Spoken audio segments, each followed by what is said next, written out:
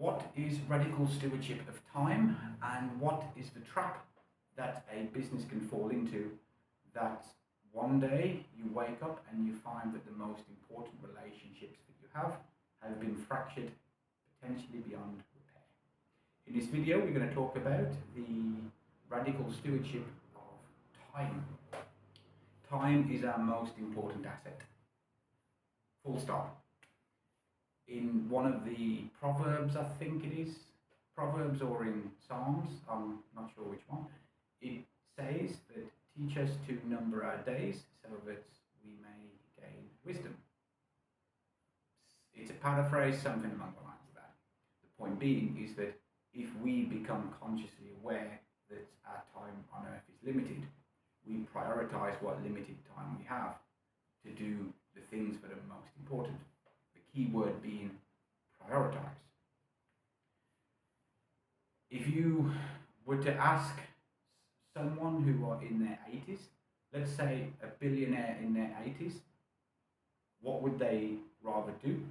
Would they rather keep all of their wealth that they have, or swap places with someone who just turned 25 but has nothing?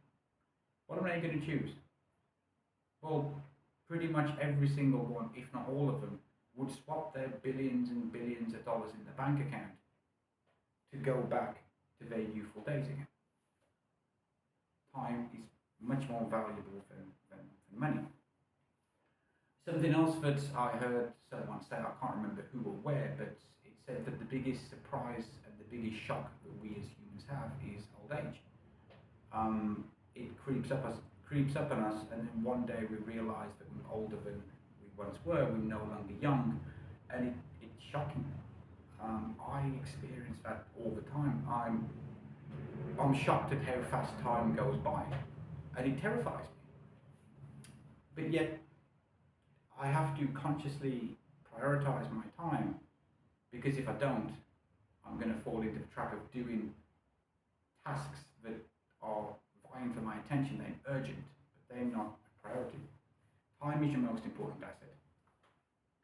The question is, who are the people in your lives that are most important to you?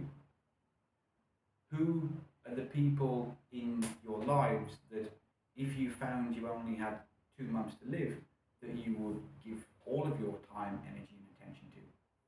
If you can identify who that is, and you're not currently giving these people your time, you're giving it to someone or something else, perhaps your priorities are not aligned. For me, it's my family. It's my wife and it's my kids. More specifically, it's my kids. My youngest son is 1. He's such a joy to be around. I try to cherish every moment that I have with him, because every day he gets older. He's no longer a baby, he's running around, he's an infant, and in the blink of an eye he's going to be 2, and then 3, and then 5, and then he's going to be grown up. Young kids are a blessing. They're a pain, they're a hassle, it's stressful, but they are a blessing, and they're a joy, and you should cherish the moments that you have. So that's the introduction to the video.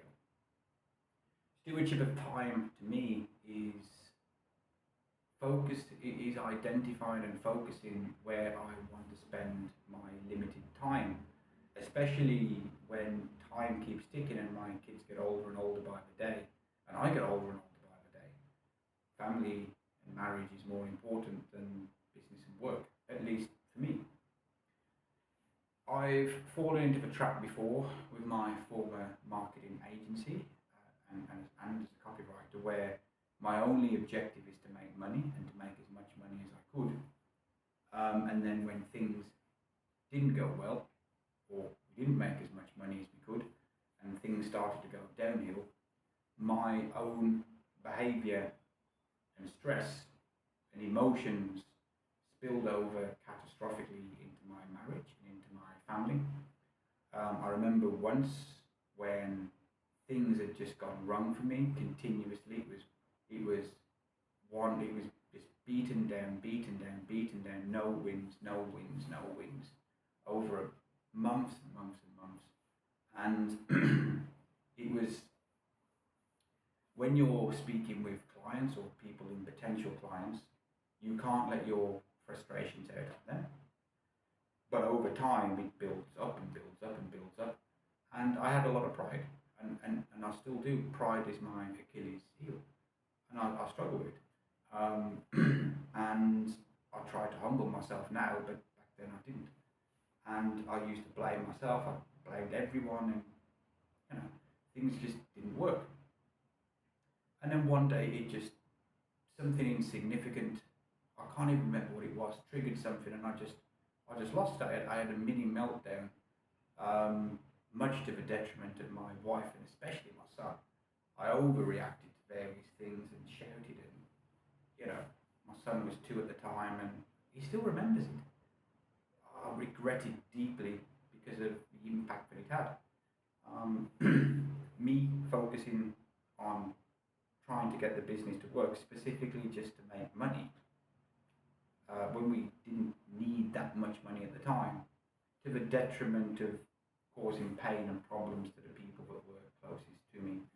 Um, that is something I deeply regret, and I'm trying my hardest not to make that mistake again.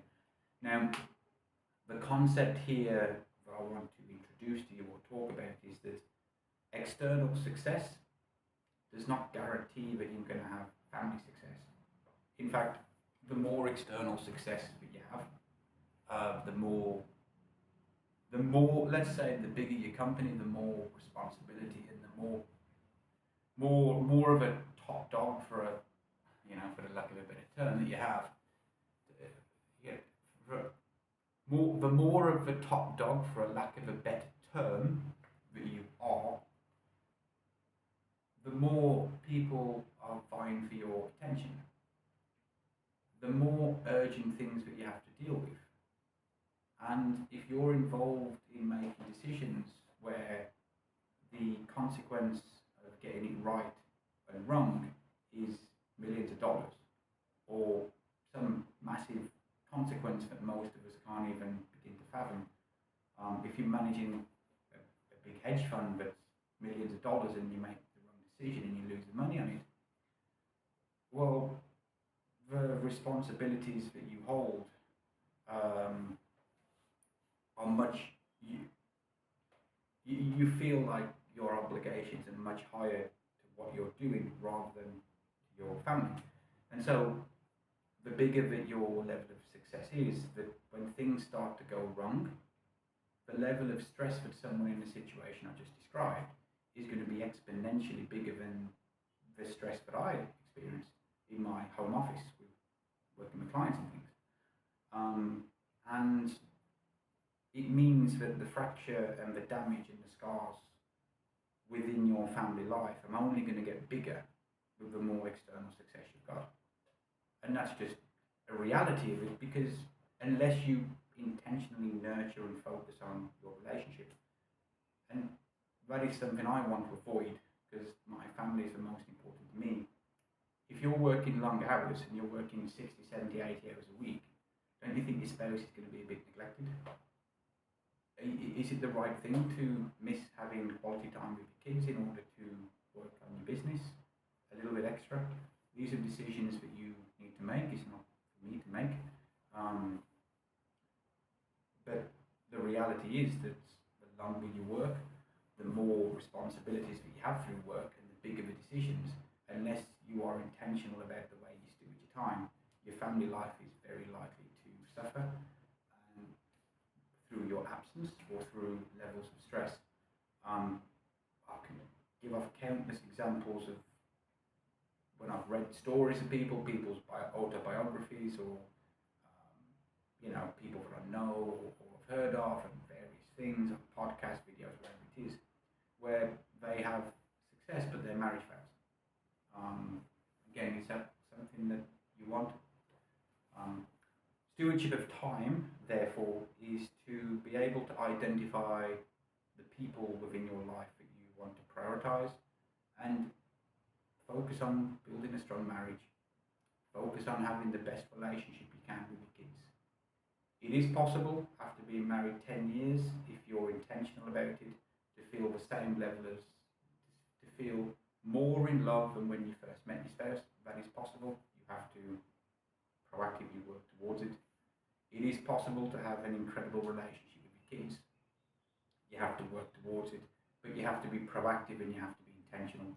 Because if you aren't, you're just going to slip into the old way of doing things and attending to the high priority things through work and business, and then you neglect your family life.